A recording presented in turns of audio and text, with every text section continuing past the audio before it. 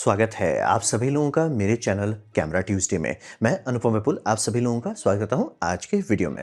आज हम लोग बात करेंगे how to setup your camera, यानी कि आप कोई भी नया कैमरा लेते हैं उसे कैसे सेटअप करते हैं। ये कैमरा स्पेसिफिक गाइड नहीं, ये camera as a whole guide है, ताकि आपको खुद से समझ में आ जाए कि भाई करना क्या है। तो सबसे पहले समझिए, जो भी आप फोटो या वीडियो का बात करते हो उसमें एक कोर होता है। ये तीन चीज को अगर आप पकड़ते हैं तो फाउंडेशन आपका हो गया। इसके ऊपर आपको हाई तौबा करना है करिए, लेकिन फाउंडेशन होना चाहिए। तो सबसे पहले उसे फाउंडेशन को हम लोग कहते हैं एक्सपोजर ट्रायंगल। इसमें तीन साइड्स होते हैं, मतलब एक साइड होता है आपका शटर, एक साइड होता है एपर्चर, एक साइड होता है आईएसओ यानी सेंसिटिविटी, या वीडियो वाले कैमरा में इसे गेन कहा जाता है। तो यहाँ पे अब हम लोग शुरू करते हैं। सबसे पहला शटर स्पीड। शटर स्पीड जो है एक फिजिकल डेटा पॉइंट है, यानी कि आपने जो फोटो खींचा है उसमें जो शटर स्पीड गया है वो चेंज नहीं हो सकता। हो गया, दी एंड, सॉर्टेड है। तो वो फिजिकल, मतलब उसको आपको सही करना है। अगर धांधली हुआ, कोई भी आपके पास विगल रूम नहीं कि थोड़ा सा एडजस्ट कर लेंगे, थोड़ा ये कर लेंगे वो कर लेंगे, नहीं, वो समझना बहुत ज़रूरी है। अब रहा बात इससे कंट्रोल क्या करता है, जो आपको शटर स्पीड आराम से बहुत बड़ा वेरिएबल है, जैसे 1 सेकंड का भी एक्सपोजर आप ले सकते हैं और 1/2000th ऑफ ए सेकंड का भी ले सकते हैं। तो रेंज है, ये रेंज कंट्रोल क्या करता है, कंट्रोल करता है मोशन ब्लर को। यानी कि जनरली अगर आप मूवीज़ बना रहे होंगे तो उसमें देखिए बहुत ज़्यादा शार्पनेस नहीं रखते, टीवी शो वाले काफ़ी शार्प रखते हैं, और यहाँ पे आप आराम से कंट्रोल कर सकते हैं। जैसे कि मान लीजिए आप एक पिक्चर बनाए, उसमें रोमांटिक सीन दिखाना चाहते हैं, आराम से आप ऐसे करते हैं जैसे कि 24 फ्रेम पर सेकंड पे वो रिकॉर्डिंग हो रही है, तो 1:24 का आप शटर स्पीड लगा दीजिए और उसमें रोमांटिक सीन को शूट कीजिए।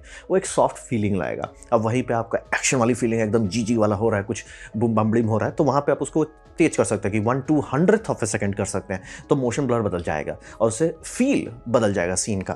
तो ये करके आपको कंट्रोल मिलता है। मोशन ब्लर कंट्रोल करते हैं, और ये समझना बहुत ज़रूरी है कि ये समय, कितना समय के लिए शटर मतलब खुला हुआ है, वो आपको कंट्रोल करने को मिलता है।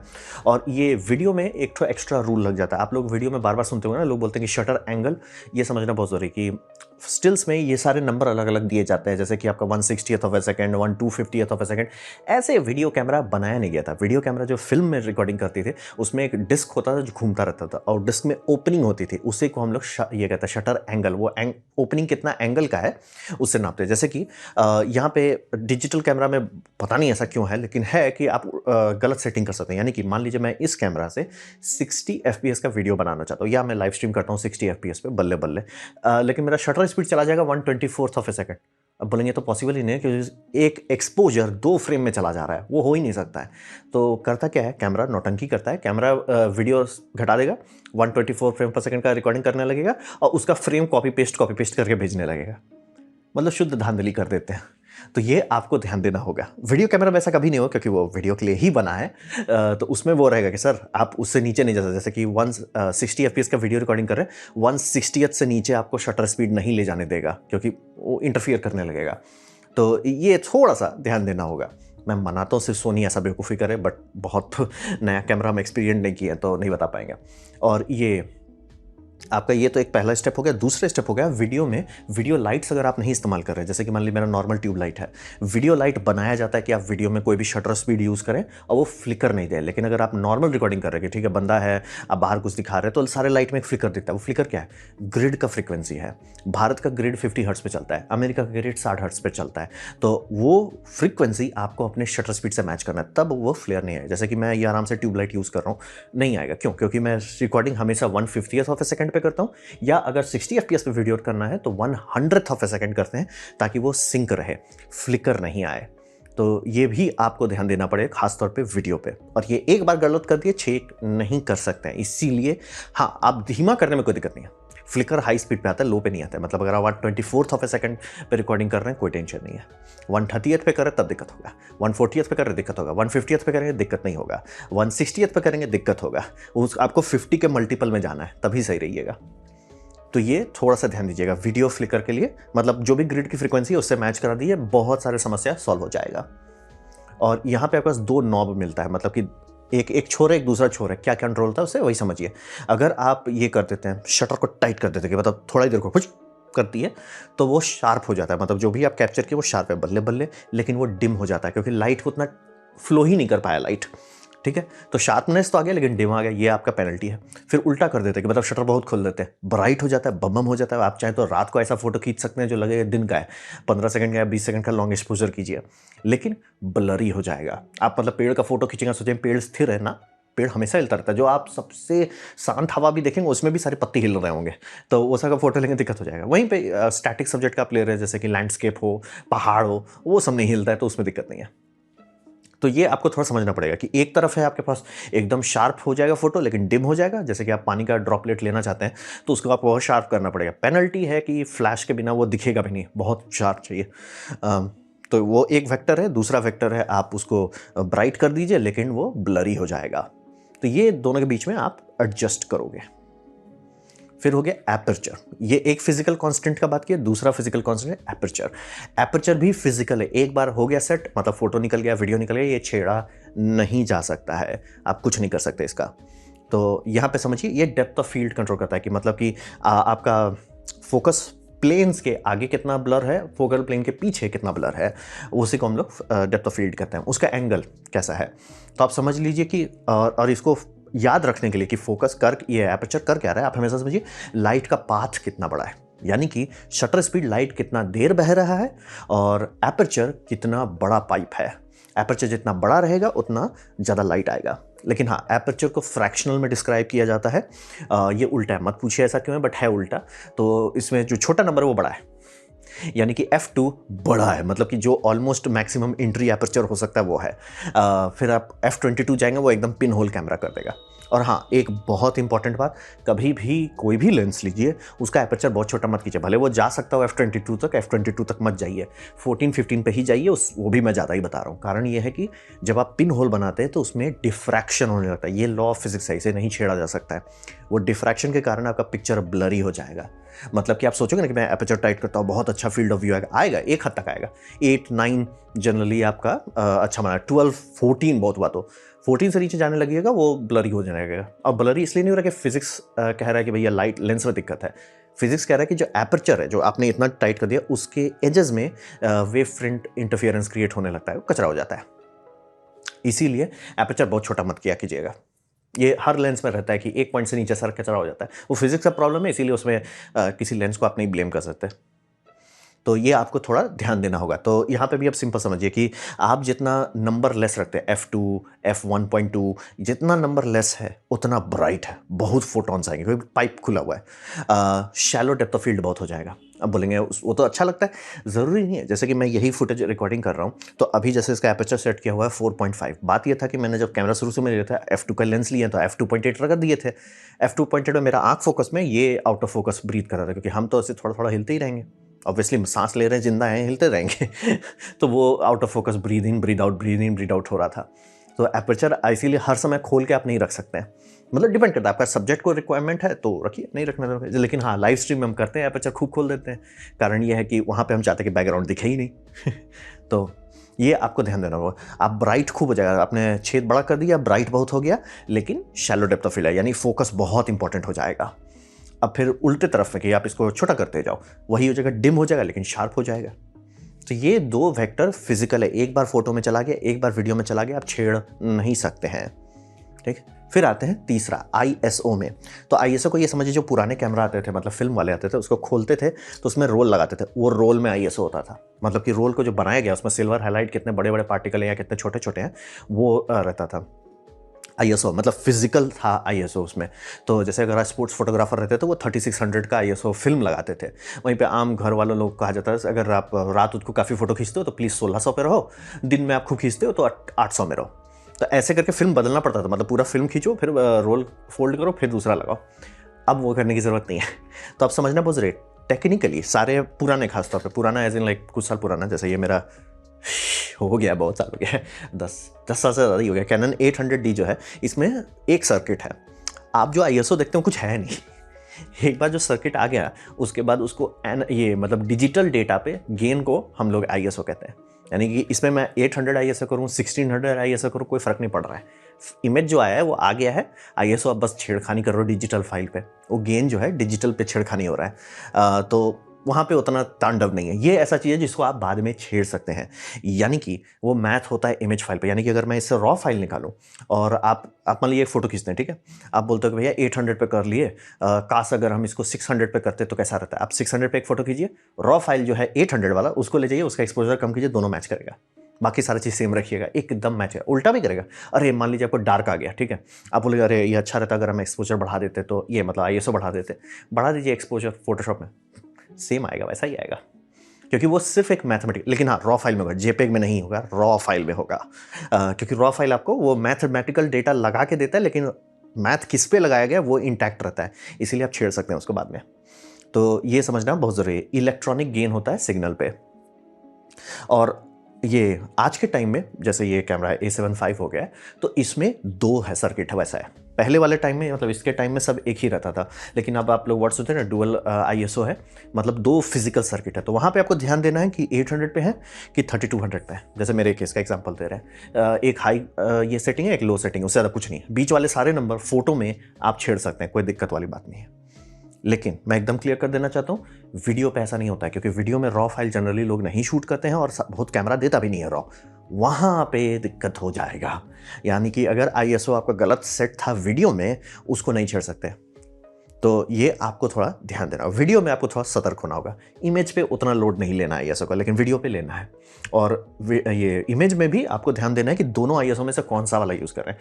मतलब दिन वाला में है तो 800 पे रहिए, रात में शूटिंग कर रहे हैं तो 3200 से ऊपर ही रहिए, 2800 पे मत रहिए, वो आपको गंदा परफॉर्मेंस देगा। तो ये समझना पड़ता है, वो सिर्फ मैथमेटिकल गेन है। यहाँ पे आप दोनों के बीच में स्विच कीजिए। अब रहा बात, यहाँ तक तो हम नहीं है बात कर लिया आपका पिरामिड का, ठीक है, आपका शटर स्पीड हो गया, एपर्चर हो गया, ISO हो गया। लेकिन एक वर्ड आपका दिमाग बहुत खराएगा और मुझे भी बहुत टाइम लगा समझने में, जिसको कहते हैं एक्सपोजर कॉम्पनसेशन। भैया ये है क्या? ये है हुलुलुलु। ये इन तीनों को आपके लिए कंट्रोल कर देता है। बेसिकली जब भी आप फोटो खींचते हैं, टारगेट ये होता है कि सारा चीज़ हिस्टोग्राम में फिट हो जाए। हिस्टोग्राम क्या है? मैथमेटिकल दोस्त आपका। ये बताता है कि 0 to 100 मतलब 100 पिक्सल क्लिक कर रहा है, पॉजिटिव है, 0 मतलब कुछ नहीं है वहाँ सिग्नल। आपका डेटा जो है इसके बीच में होना चाहिए, मतलब आप ग्राफ जो है इसके ना लेफ्ट में होना चाहिए ना राइट में होना चाहिए, बीच में जितना डेटा उतना बल्ले बल्ले। अब यहाँ पे मैथमेटिकली कंप्यूटर इसका इस्तेमाल करता है फिगर आउट करने के लिए। हम बीच में आ रहे हैं कि क्लिप कर रहे हैं, क्लिपिंग होता है, मतलब आप लो पे भी क्लिप कर सकते हैं, हाई पे भी कर सकते हैं। लेकिन ये समझना बहुत जरूरी है, डिजिटल हाई क्लिप करना बहुत खराब है। यानी कि अगर आपका फोटो ओवर एक्सपोज है, वो कचरा हो जाएगा। अगर अंडर एक्सपोज आ रहा है, कोई टेंशन वाली बात नहीं है, आप बढ़ा सकते हैं गेन बाद में, कोई टेंशन नहीं है। ओवर एक्सपोज मतलब डिजिटल फाइल एकदम नहीं हैंडल करता। क्यों? क्योंकि ओवर एक्सपोज का मतलब है पिक्सल्स वहाँ पे फुल हो गए। वो जैसे मान लीजिए 10 बिट का फाइल है, 124 का वो दिखा रहा है, 1024। अब आप उसको नीचे लाएंगे 1024, वो कंप्लीट वैल्यू है, नीचे का कोई ग्रेडियंट ही बेचारे के पास नहीं है, प्रोपोर्शन खत्म हो जाता है, इसीलिए आप रिकवर नहीं कर सकते। मतलब पूरा सीन डार्क हो जाएगा, वो वाइट का वाइट ही रह जाएगा, कुछ नहीं कर सकते। लेकिन वहीं लो लाइट में मान लीजिए कि आपका थोड़ा लो लाइट आ गया, वो ऊपर बढ़ाएंगे, ISO नॉइज आएगा, वहाँ पे सेंसर का नॉइज आएगा, लेकिन आएगा कुछ दिखेगा। इसीलिए लो लाइट, अगर मान लीजिए आपको चॉइस मिल रहा है कि भैया मैं ओवर करूँ या अंडर करूँ, ओवर एक्सपोज से हमेशा बचिए। अंडर एक्सपोज ठीक है, रिकवर हो जाएगा, ओवर एक्सपोज कचरा। तो ये आपका दोस्त है। और यहाँ पे आप मान लीजिए सेटिंग कर दिया, ठीक है, मैंने f2.8 कर दिया, मैंने 200th ऑफ ए सेकेंड कर दिया, ISO 400 कर दिए, और ये आ रहा है फोटो ऐसा कि यार ये आपका बहुत ही अंडर एक्सपोज आ रहा है, तो आपको तो लगेगा भैया फोटो गया, ज़रूरी नहीं है रॉ में कर सकते, लेकिन आप वीडियो है तो क्या करेंगे, तो वही एक्सपोजर कंपनसेशन छेड़िएगा। तो वो छेड़ क्या रहा है, वो ये तीनों में से किसी को छेड़ देगा। वो अगर ऑटो मोड में है तो किसी को भी छेड़े, अगर मैनुअल मोड में है, जैसे कि आप मोड में यहाँ बहुत सारे नॉब्स देखते हैं, वो है क्या, जैसे एक होगा मैनुअल है जिसमें सब चीज़ कंट्रोल आप करते हो, फिर दूसरा है ये एपर्चर प्रायोरिटी, फिर है शटर प्रायोरिटी। वो सब कर क्या रहा है, वो कह रहा है कि कस्टमर मतलब जो बंदा कैमरा का ओनर है, वो कह रहा है एपर्चर हम छेड़ेंगे, बाकी तुम छेड़ो ताकि ISO ठीक से बैठे, मतलब कि एक्सपोजर सही आए, हम इसको कंट्रोल कर रहे हैं। जैसे एपर्चर प्रायोरिटी मतलब मैं डिसाइड कर रहा हूँ लेंस का एपर्चर क्या है, बाकी चीज़ तुम छेड़ो, शटर स्पीड क्या है तुम छेड़ो, ISO क्या है वो तुम छेड़ो, ताकि हमको अच्छा मिल जाए। ये लोग करते हैं क्योंकि मतलब आप हर समय ऑन स्पॉट कैलकुलेशन सारा नहीं कर पाइएगा दिमाग में कि क्या सही है क्या गलत है। तो एक्सपोजर कंपोजिशन तुरंत आपके लिए वो एडजस्टमेंट कर देता है।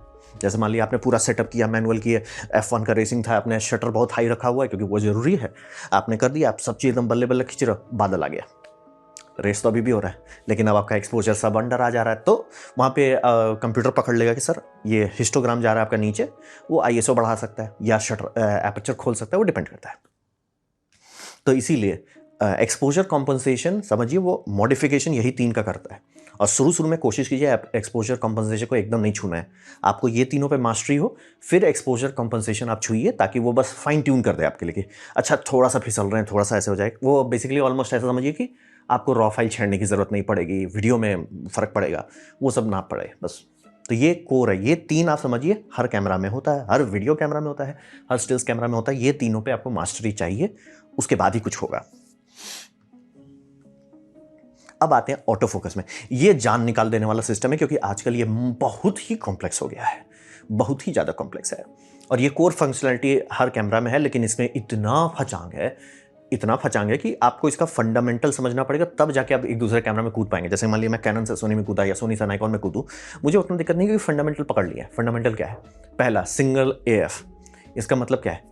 ऑटो फोकस अभी भी कंप्यूटर कर रहा है, बस आप बता रहे हो कि किस पे करना है, क्योंकि आप देखते हो कैमरा में बहुत सारे ऐसे पॉइंट्स रहते हैं। DSLR के टाइम में बहुत आसान था, इसमें 5-6 है, कितना है और बैटरी बंद है चालू करेंगे तो शायद दिखाए चालू है, हाँ वैसे करके ऑप्शन दिया हुआ है। तो इसमें 10 पॉइंट है, ये बहुत पुराना कैमरा है, उस टाइम 10 पॉइंट बड़ी बात होती है। 3 पॉइंट मतलब एकदम सस्ता DSLR में 3 पॉइंट होते थे, ये 10 दे रहा है, 12 दे रहा है, ऐसे 15 पॉइंट्स। अब ये सबसे मत कंपेयर कीजिए, इसमें 700 to 800 पॉइंट रहता है। तो वो कौन सा पॉइंट पे फोकस करेगा, वो और कंप्यूटर की जगह पे आप बताते रहो, वो बस फोकसिंग करेगा। मतलब वो पॉइंट्स नहीं सेलेक्ट करेगा कि सर मेरा ये पूरा सेंसर है, इस सेंसर में आप बोल रहे हो कि यहाँ फोकस करो, मैं फोकस कर देता हूँ। आप बताओ कि कहाँ करना है, क्या करना है मैं कर लूँगा, लेकिन कहाँ करना है वो आप बताओ। ये हो गया आपका सिंगल ऑटो फोकस। और सिंगल ऑटो फोकस आपका समझ लीजिए, जब भी आप आधा दबाते हैं तो वो फोकस कर लेता है। मैनुअल साइड सिलेक्शन जो है, मैनुअल साइड हमेशा एक पॉइंट होगा, और इसीलिए आप देखते होंगे जो महंगे कैमरा होता है उसमें एक तो थम वाला रहता है। बात वही है, इतना सारा पॉइंट है आजकल कि तुरंत कैसे जाइएगा, सुई टोक्यो ड्रिफ्ट माउस की तरह करना पड़ता है उस पर, तब जाके वो यहाँ पे फोकस करो, यहाँ फोकस करो। जैसे ये मान लीजिए कई सारे फूल हैं, आप चाह रहे हैं कि कंपोजिशन के साथ यहाँ कर रहे हो, ऑटो फोकस दूसरे पे करेगा, तब उसी सब टाइम में ये बहुत काम आता है कि सर तुम यहाँ फोकस करो जहाँ हम बोल रहे हैं। फिर मोड्स आते हैं, मोड्स में आ गया single auto focus. Single auto focus आप आजकल कोई नहीं यूज़ करता है, क्योंकि कैमरा बहुत बेटर हो गया। लेकिन जिस टाइम ये चलता था, पहली बात लेंस का ऑटो फोकस आवाज़ करता था, आवाज़ करता था, और धीमा भी होता था। तो हिसाब रहता कि आधा प्रेस करो, वो फोकस कर लिया, खुश हो गया आप, तब खींच दो। लेकिन वो अगर मूव कर गया कि आपने आधा प्रेस किया था, फोकस हुआ, उसके बाद आप ही हिल रहे हो, वो भी हिल रहा है, या बच्चे हैं भाग दौड़ रहे हैं, फोकस मिस हो जाएगा। तो इसीलिए continuous auto focus. Continuous auto focus का मतलब है कि वो फोकस को छोड़ता नहीं है, और आप जो हाफ प्रेस करते हैं वो बस पकड़ लेता है कि सर इस पे फोकस करना है, हाँ ठीक है, बस वो फोकस करता ही रहता है उस पर, ताकि वो हिलता डोलता रहे या भागता रहे, फोकस मिस नहीं होगा। आजकल वो सिंगल ये क्लिक वाला सिर्फ स्टैटिक सब्जेक्ट्स के लिए लोग करते हैं, कि जहाँ पे एकदम ट्राइपॉड है, मैक्रो फोटोग्राफी कर रहे हैं, एकदम सब चीज़ स्थिर चाहिए, वहाँ पे भले वैसा करते हैं। लेकिन मेजॉरिटी टाइम में आप कंटिन्यूस पे ही रखिएगा। और वही फिर कंटिन्यूस आ गया, कंटिन्यूस है उसमें ट्रैकिंग आ गया है आजकल। और ये समझना बहुत ज़रूरी है, right tool for the right job है। जैसे कि अगर आप सेटअप करके फोटो खींच रहे हैं, लोग आपको बोलेंगे भैया इसमें कंटिन्यूस में आपको जाने की ज़रूरत नहीं है, लेकिन आप स्पोर्ट्स कर रहे हैं, कंटिन्यूस के बिना काम नहीं होगा। तो ये आपको ध्यान देना है, यही बोल रहा है, फोकस का लॉजिक वही है। ऑटो फोकस बहुत अच्छा हो गया, लेकिन कहाँ फोकस करना है AI नहीं जानता है, आपको बताना है। फिर सिंगल वाला है कि आप पूरा कंट्रोल रखोगे, सर कैमरा ट्राइपॉड पे कैमरा नहीं हिलेगा, सामान यहाँ रखा हुआ है, सामान नहीं हिलेगा, आप वहाँ पे एकदम रख के सेट हो गए तब कीजिए। जैसे कि मैक्रो में क्योंकि हिलना डुलना बहुत दिमाग रहा है, लोग टाइमर लगा के करेंगे कि 5 सेकंड रुक जाओ, फोकस कर लिए, 5 सेकंड रुक जाए, सारा लेंस स्थिर हो जाए, सब चीज़ स्थिर हो जाए, तब खींचो फोटो। तो करना पड़ता है, इसीलिए ये सारे सेटिंग्स हैं, इसीलिए ये सब सेटिंग गायब नहीं हो जाता है कि मतलब आप कंटिन्यूस अच्छा हो गया तो इसका ये मतलब नहीं सिंगल हटा दिया जाएगा, सिंगल अभी भी रखा जाएगा, बस ज़रूरत कम हो गया है। तो कंटिन्यूस आपको मिल जाएगा। फिर ट्रैकिंग में एल्गोरिदम्स आ गया है, ये अभी उतना अच्छा नहीं है। ये है कि जैसे मान लिया मैंने यहाँ ये कर दिया, कैमरा बोला, कैमरा को मैं ट्रैक कर देता हूँ कि ये पॉइंट ऑब्जेक्ट को ट्रैक करो, जब तक ऐसे ऐसे हो रहा है ठीक है, लेकिन ऐसे हो गया वो खो जाएगा बेचारा, कहाँ जाए, फिर ऐसे निकालेंगे, फिर शायद करे शायद ना करे, वो मामले में हम कहेंगे कि अभी वहाँ पे फीलिंग हल्का है, क्योंकि वो तुक्का है, मतलब कई बार करेगा कई बार नहीं करेगा। तो आप मान लीजिए शूट के लिए आपने प्रैक्टिस शूट किया था, हाँ हो गया बढ़िया से, अब आप रियल शूट किया, वहाँ मिस कर दिया, लॉल। तो ये अभी वैसा नहीं है। लेकिन हाँ, क्राउड फोटोग्राफी में आपके पास कोई ऑप्शन नहीं होता। जैसे मान लीजिए काफ़ी सारे बच्चे लोग हैं और आपका बच्चा उसके बीच में दौड़ रहा है, आप उस पर फोकस रखना चाहेंगे, तो ऑब्वियसली आप हर सेकंड फोकस पॉइंट को इधर उधर करना बहुत मुश्किल पड़ेगा, तो वहाँ पे लोग ट्रैकिंग इस्तेमाल करते हैं। फिर हो गया है कि ऑटो फोकस पॉइंट बहुत है, लेकिन आप अभी एकदम सॉर्टेड नहीं हो कि कैसा हमको फोटो फील चाहिए, तो एरिया ऑटो फोकस आ जाता है कि सर ये फ्रेम है, इसको 3 हिस्सों में बांटो, यहीं पे फोकस करो, यहीं फोकस करो, यहाँ फोकस करो। 3 हिस्सों में बांट दिया या 5 में बांट सकते हैं, 1 2 3 ऊपर नीचे। तो ये आपको फिल्टर करने देगा। जैसे मान लिया आप स्काई का फोटो लेना चाह रहे हैं, लेकिन फोकस आपका यहाँ पे रहेगा, ठीक है, लोअर वाले पे ही फोकस करो, वो ऑटो फोकस छुएगा भी नहीं कि क्लाउड पे हम फोकस कर देते हैं ना। आप आर्टिस्टिक फील चाहते हैं वो करते हैं। बेसिकली ऑटो फोकस का जितना भी सेटिंग्स है वो सिर्फ इसलिए है कि आप कैमरा को बताओ कि करना क्या है। कैमरा काम कर लेगा, लेकिन उसे नहीं पता कि करना क्या है।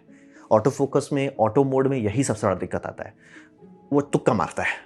लग गया बढ़िया से, बल्ले बल्ले, नहीं लगा, लॉल।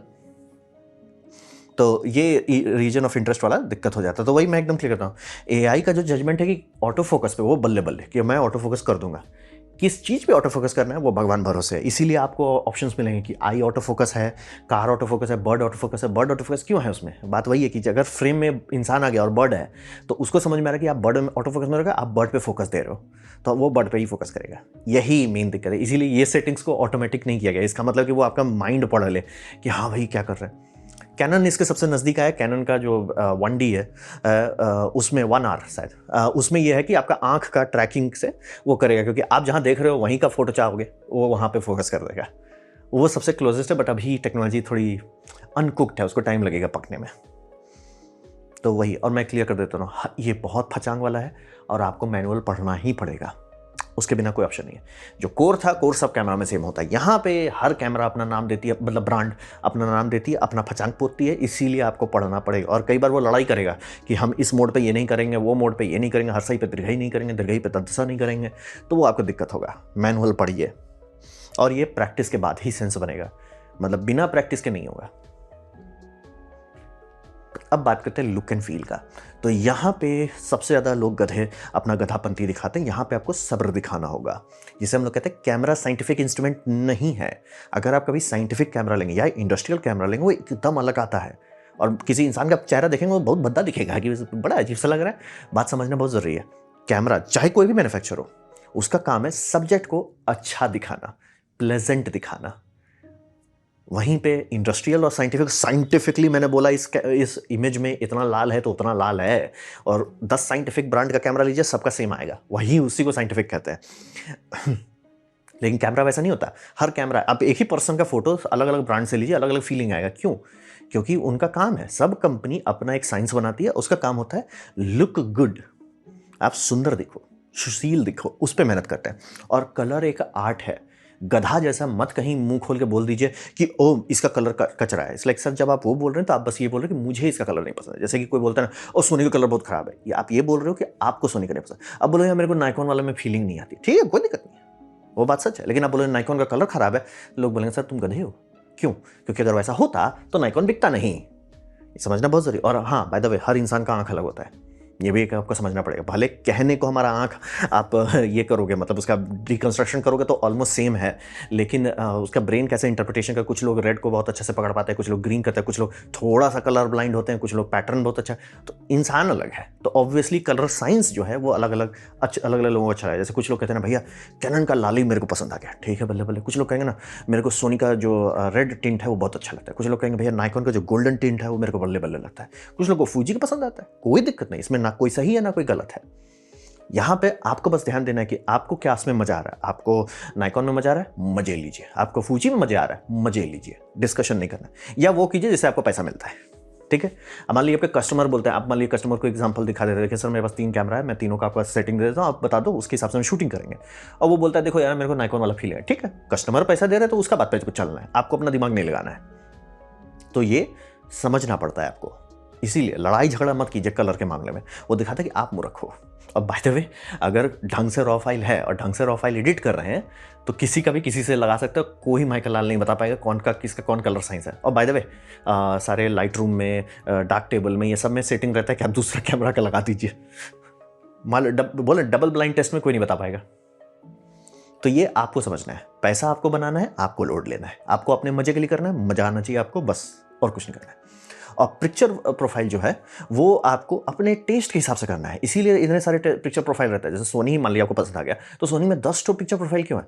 कुछ समय पे ये बल्ले रहे भैया शाम को ना भैया पिक्चर प्रोफाइल लेट, ओए होए होए क्या फीलिंग आती है, गोल्डन फीलिंग आ जाती है। कुछ लोग बोले भैया दोपहर में शूट कर रहे हैं यार, वो फीलिंग नहीं लग रहा है, हमको पिक्चर प्रोफाइल नंबर 8 कर दो। वही इसीलिए इतने सारे ऑप्शन होते हैं। ये आप ऐसा समझिए गाना है, एक गाना सब पूरी इंसानियत को नहीं पसंद आएगा, कितनों आप पकड़ लीजिए, आप बोल रहे हैं जैसे in the end it doesn't even matter, सबको नहीं पसंद है, बहुत लोगों को पसंद है, मेजॉरिटी को पसंद है, लेकिन सबको नहीं पसंद। और ये होना चाहिए, तभी लोग इंसानियत में रंग रहेगा कि भैया कुछ अलग देख रहे हैं, कुछ अलग, वही मजा है, वही है।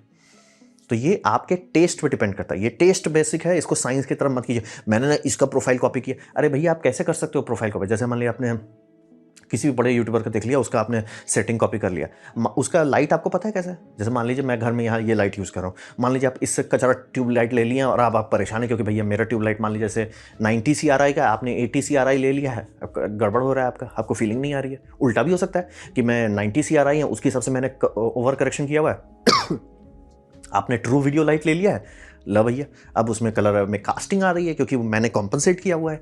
तो इसीलिए ये आपके स्वाद पे चलता है। और हाँ, वाइट बैलेंस में हर कैमरा में, मैं बात कर रहा हूँ आदम जमाने के DSLR सब में भी, इसमें आपको ये ग्रिड मिलेगा। वाइट बैलेंस में जो कलर टेम्परेचर देखते हैं उसमें एक होता है टिंट, टिंट को भी एडजस्ट हर कैमरा ब्रांड में होता है।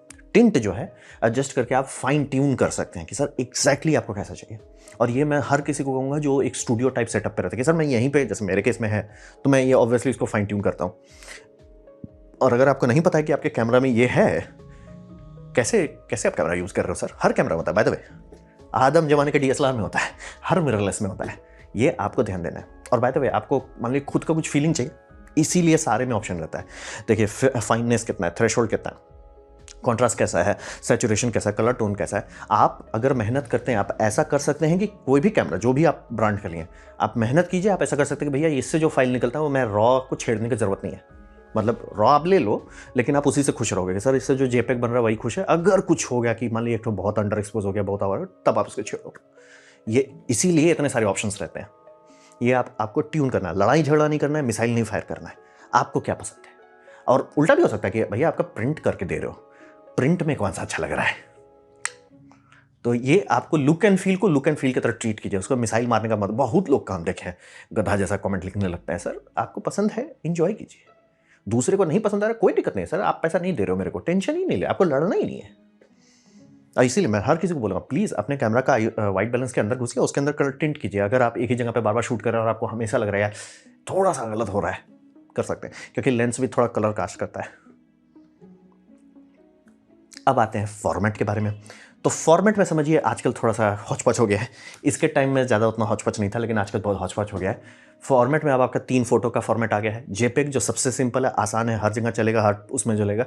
फिर हो गया HIF file, high efficiency image format. उस HIF नहीं रहेगा, HICF करके रहेगा, ऐसा फॉर्मेट रहता है। ये एडिटिंग भी दे सकता है, मतलब कि वो JPEG जैसा ही डायरेक्ट चला सके, लेकिन उसका बिट डेप्थ ज़्यादा रहता है। यानी JPEG 1992 में बनाया गया था जो 8 बिट तक जा सकता है। HIF जो बनाया गया HEIC वो 16 बिट तक जा सकता है, यानी कि वो रॉ फाइल ऑलमोस्ट पूरा रॉ फाइल रख सकता है। तो ये समझना बहुत ज़रूरी, लेकिन ये ब्रांड न्यू है, यानी कि पुराने कंप्यूटर्स या पुराने वेबसाइट्स या पुराना चीज़ से डील करते हैं, उसका सपोर्ट आधा अधूरा है। नए में सब में सपोर्ट करेगा, पुराने में नहीं करेगा। जैसे कि आप सोचेंगे ना कि आधार कार्ड का वेबसाइट में हम अपलोड कर देंगे, HIF को बोलेगा sir format not detected, JPEG करो या PNG करो, तो वो थोड़ा सा आपको समझना पड़ेगा कि HIF का कंपैटिबिलिटी उतना नहीं है।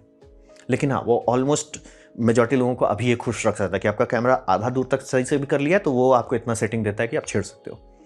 लेकिन वो ब्रांड नहीं है, मैं एकदम क्लियर करता हूँ, मास सपोर्ट के लिए नहीं है। और गवर्नमेंट टूमेंट का आपको कुछ काम करना है तो उसको छुइए भी मत। अब रहा बात रॉ फाइल का जीरो सपोर्ट है, मतलब कहीं पे भी कोई भी कंपनी रॉ नहीं सपोर्ट करती है। पहले बात फाइल साइज बहुत बड़ा होता है, दूसरी बात हर कैमरा मॉडल अलग होता है। यानी कि A7C Mark II मेरे भैया लिए, भैया का ये है लाइट रूम है, उसमें इंस्टॉल। आप सोचे हम अपना फाइल दे दें, ना ना ना बेटा ना, A75 का करो। अभी अब उसका इंतजार कर रहे हैं कि उसका कब है। स्नैपसीड में हम सब लोग रॉ आराम से एडिट कर लें, A75 का अभी अपडेट नहीं हुआ है, उसमें नहीं कर पा रहे। तो ये आपको थोड़ा ध्यान देना पड़ेगा। तो आपको मैं एकदम क्लियर करता हूँ, रॉ फाइल के साथ काम करने का कोई इच्छा है तो प्लीज़ तैयार रहिए, सावधान रहिए कि उसका सॉफ्टवेयर आपके पास है कि नहीं उसको डिकोड करने का। क्योंकि बोल रहे अरे हम कन्वर्ट कर लें, वो कन्वर्ट होने में धांधली हो सकता है तो वो आपको थोड़ा ध्यान देना पड़ेगा। फिर रहा बात रॉ वीडियो, जो है वो इससे बेटर है एक्चुअली। रॉ वीडियो में ये है कि कैनन का रॉ है तो कैनन के सारे रॉ सेम है, नाइकॉन का रॉ है, एन रॉ जिसको कहते हैं, एन रॉ सबका सेम है। रेड का है रेड रॉ सब में सेम है। मतलब कि अगर आप एक रेड रॉ फाइल हैंडल कर सकते हो, फर्क नहीं पड़ता कौन सा रेड रॉ है, हैंडल हो जाएगा। ये मैं थोड़ा शॉक दूं कि कंपनी जानबूझ के नौटंकी करती है। रेड रॉ जो है आपका आराम से ब्रांड स्टैंडर्ड होता है। मतलब अगर आप ब्रांड्स को हैंडल कर सकते हो, सारा उसका सारा मॉडल जो आज है जो कल आएगा वो भी हैंडल हो जाएगा। तो जैसे आपका रेड रॉ हो गया, एन रॉ नाइकॉन का हो गया, ब्लैक मैजिक का अपना रॉ हो गया, सी रॉ हो गया कैनन का। सोनी अभी नहीं उतारा है क्योंकि पेटेंट है 2028 तक का, 28 या 26, मतलब पेटेंट है। वो पेटेंट रेड का है, एक्सपायर जिस दिन करेगा उसके बाद सब ब्रांड देने लग जाएंगे। ब्लैक मैजिक चीट कोड किया है कि मतलब पेटेंट उनका है कि सर हम रॉ नहीं दे रहे हैं, आप नहीं फाइल कर सकते हो। और रेड तो ये क्या बोलते हैं, नाइकॉन सीधे रेड खरीद लिया, कैनन डीलिंग किया हुआ था रेड के साथ, इसीलिए यही 3 ब्रांड आपको दे सकते हैं raw file. In camera body external capture कीजिए, उसमें कोई दिक्कत नहीं है। इन कैमरा रिकॉर्डिंग में किसी तरह से रेड ने उस पर पेटेंट मारा हुआ है। पेटेंट 20 साल में एक्सपायर होता है और कुछ ही साल बचा है वो पेटेंट एक्सपायर होने में। जिस दिन वो एक्सपायर करेगा उसके 1-2 साल के अंदर सब कैमरा में आने लगेगा। अभी दिल्ली थोड़ा दूर है, 2 साल दूर है, तो भैया। और रहा बात की, अब आते हैं वो रॉ फाइल आप छोड़ दो, मेजॉरिटी लोग नहीं छुएंगे और ज़रूरत भी नहीं है। स्टैंडर्ड वीडियो है उसमें बहुत ही सेटिंग है। ये बहुत बड़ा हेडेक हो गया है आज के टाइम में कि आपका कलर डेप्थ का ऑप्शन दे दे रहा है कि भैया आप क्या लेते हो, 4:4 लेते हो, जनरली एक ही 2 कैमरा में आपको मिलेगा, 4:2 लेते हो, 4:0 लेते हो। आप कंफ्यूज हो गए, बस आप ऐसा समझिए नंबर बड़ा अच्छा है, नंबर नीचे खराब है। अगर आपको चॉइस करना है, जैसे मान लीजिए आप सिंपल व्लॉगिंग वीडियो बना रहे हैं, 4:2 में खुश रहिए। आप ग्रीन स्क्रीन करना चाहते हैं तो 4:4 पे जाइए, नहीं तो जो हाईएस्ट है उस पे जाइए। तो ऐसे करके समझ लीजिए, ये बड़ा से छोटा पे जाता है। फिर बिट डेप्थ आता है, 8 बिट है, 10 बिट है। यहाँ पे आपको ये समझना पड़ेगा, सोर्स फाइल और डिलीवरी फाइल अलग अलग होता है। यानी सोर्स फाइल में आप पूरा डिटेल कैप्चर करना चाहते हो, रॉ चाहते हो, सब हो जाए। डिलीवरी फाइल एकदम छोटा फाइल होना चाहिए, क्योंकि नहीं तो आप डिलीवर नहीं कर पाएंगे। अब डिलीवरी फाइल आपका जैसे नेटफ्लिक्स का मूवी जो शूट हो रही है या टीवी शो शूट हो रहा है, वो एकदम बड़े बड़े फाइल बन रहे हैं, लेकिन नेटफ्लिक्स वो आपके टीवी में नहीं भेज रहा है, वो आपको भेज रहा है कंप्रेस्ड फाइल। तो ये दोनों के बीच का अंतर आपको समझना पड़ेगा। रिकॉर्डिंग कीजिए एकदम सोर्स पे पूरा एडिट कीजिए, मक्खन मसाला लगाइए, अब फिर एंड में उसको आपको कंप्रेस करके ही देना है। लेकिन सोर्स अच्छा नहीं रहेगा, सोर्स में आपने बोला कि अरे मैं 4:0 पे ही डिलीवरी करता हूँ, 4:0 पे ही कैप्चर करता हूँ, दिक्कत है कि अब कंप्रेशन डिग्रेडेशन ले आएगा। 4:2 पे अगर आप कैप्चर किए रहते हैं डिग्रेडेशन नहीं होगा, इसीलिए रिकॉर्डिंग के टाइम में लोग खर्चा करते हैं। तो आप वही, अगर आपको डिलीवरी 8 बिट में ही देना है, ज़रूरी नहीं कि आप 8 बिट पे रिकॉर्डिंग कीजिए, 10 पे रिकॉर्डिंग कीजिए ताकि कोई ट्विक कर सकें। फिर आपको कोडेक्स का ऑप्शन मिलेगा, H.264, H.265। H.265 नया है, H.264 पुराना है। जनरली अब इतना साल हो चुका है कि अब हम शायद ही कोई हार्डवेयर देखें जो H.265 ना चला सके, समय बीत गया है। मतलब कि हाँ, आप चाहते हो कि DVD प्लेयर में डायरेक्ट चले तो नहीं चलेगा H.265, ब्लू रे प्लेयर में चलेगा। इसमें H.26 O by the way नया DVD में कोडेक्स चिप नया वाला रहता है तो शायद चल जाए, बट DVD का आप लोड ले रहे हो तो बात अलग है। मेजॉरिटी केस में आपको H.265 में ही रहिए, H.264 का उतना कोई फ़र्क नहीं पड़ता है। हाँ, कुछ सेटिंग्स डिसेबल इनेबल हो सकता है, तो थोड़ा ध्यान दीजिएगा। अब रहा बात, ये सब सेकेंडरी है, मैं एकदम क्लियर कर रहा हूँ, ये सबसे ज़्यादा फ़र्क नहीं पड़ता। फ़र्क पड़ता है सबसे ज़्यादा आप ऑल आई रिकॉर्ड कर रहे हैं कि GOP रिकॉर्ड कर रहे हैं। यानी ऑल आई का मतलब होता है जैसे फिल्म रील जो रिकॉर्डिंग होती थी, एक एक फ्रेम एक पूरा जगह ले रहा है, सर ये मेरा फ्रेम है। डिजिटल में हम लोग ऐसा नहीं कर पाते क्योंकि जगह बहुत खाता है, मतलब फाइल पागल जैसा बड़ा हो जाए। जैसे इसी का कर रहे हैं, 30 गीगाबाइट का फाइल बनता है ये 30-30 मिनट का। अब वो सोचिए कंप्रेशन के बाद वो 4:2 है का कंप्रेशन पोता हुआ है, 10 बिट पे ही है। वही सोचिए अगर आपका रॉ लेने लगता है तो पागल जैसा फाइल साइज हो जाएगा, मतलब कई गीगाबाइट पर सेकेंड लग सकता है। तो ऑल आई रिकॉर्डिंग जो है वो सबसे बेस्ट है। क्यों? क्योंकि ऑल आई का मतलब होता है सारा फ्रेम है। जब आप एडिटिंग कर रहे हैं, प्लेयर को एडिट करना बहुत आसान है, कहीं पे भी आप लगे है सारा फ्रेम है। IPB डिलीवरी फॉर्मेट है, अगर इसमें आप कैप्चर किए, पहली बात तो मोशन ब्लर बहुत खराब आएगा क्योंकि फ्रेम नहीं आता है उसमें। आप जो देखते हैं ना, पी फ्रेम है, BB फ्रेम है, प्रिडिक्टिव फ्रेम है, फ्रेम्स वो लेके कंप्रेस करके फेंक दे रहा है। सिर्फ वहाँ मैथ है, मतलब अगर आप फ्रेम देखोगे वहाँ फ्रेम नहीं है, वहाँ सिर्फ मैथमेटिक्स लिखा हुआ है कि पिछले फ्रेम से ये पिक्सल को बदल दो, अगले फ्रेम में ये पिक्सल बदल देना। है ही नहीं, वहाँ फ्रेम है ही नहीं। लेकिन हाँ, फ़ायदा होता है, फाइल साइज़ बहुत छोटा होता है। तो अगर आप नेटफ्लिक्स में देख रहे हो, यूट्यूब में देख रहे हो, तो वो सब आपको डिलीवरी ये हो रही है। कैप्चर कभी मत उस पर कीजिए, दिमाग ख़राब हो जाएगा। ऑल आई पे हमेशा कैप्चर कीजिए। लेकिन हाँ, मैं क्लियर कर देना चाहता हूँ, ऑल आई बहुत बढ़िया है लेकिन दर्दनाक महंगा है। मतलब आपका मेमोरी का बैंड बच जाएगा। जैसे कि ये कैमरा हम लेके गए थे एक्सपो में, हमको डरे मारे हम ये नहीं यूज़ किए ऑल आई रिकॉर्डिंग, क्योंकि पता था कर सकते थे, लेकिन मेरा कार्ड भर जाता, मेरे पास लैपटॉप नहीं था, तो दिक्कत है। मैं एकदम क्लियर कर देना, ऑल आई बेस्ट है। और कोशिश कीजिए जब आप रिकॉर्डिंग कर रहे हैं, सोर्स बना रहे हैं, उसको बढ़िया बनाइए, ताकि जब आप उसे डाउन स्केल करें, अच्छा से डाउन स्केल हो, दिक्कत ना हो। तो ये हो गया फॉर्मेट वाला। सारे कैमरा में यही सेटिंग्स है। ये सब पे ठंडे दिमाग से दिमाग लगाइए, अच्छे से पढ़िए, आपको कोई लोड नहीं लेना है। कोई भी ब्रांड का कोई भी कैमरा, टाइम जरूर लगेगा ऑब्वियसली, हर में अलग अलग में नहीं होता, बट आप पकड़ लीजिएगा। ये मत मुझे अच्छा इस कैमरा को कैसे सेटअप करते हैं, सर वो सवाल दिखाता है आप आलसी हो। मेहनत कीजिए, मैनुअल पढ़िए, आगे बढ़िए। तो ये था मेरा प्रेजेंटेशन, कैमरा को सेटअप करते कैसे, क्या क्या वेरिएबल्स होते हैं। उम्मीद करता हूँ आपको अच्छा लगा, कुछ सीखने में, कुछ समझ में आया। अगर ऐसा है लाइक कर दे, दोस्तों शेयर कर दो, उससे मेरा काफ़ी भला होगा। नहीं अच्छा लगा, नहीं पसंद आया, कोई बात नहीं, आप डिसलाइक दबा सकते हैं, मैं कहूँगा डिसलाइक 2 बार दबाएं, उससे मुझे पता चलो कितना ना पसंद हुआ है। मैं आपसे कहूँगा कमेंट लिखे, मैं हर कमेंट को पढ़ने की कोशिश करता हूँ। आपसे कहूँगा सब्सक्राइब कीजिए, बेल दबाइए, अगर आप फ्री हैं तो। आपने वीडियो देखा जानकर मुझे बहुत खुशी हुई। धन्यवाद।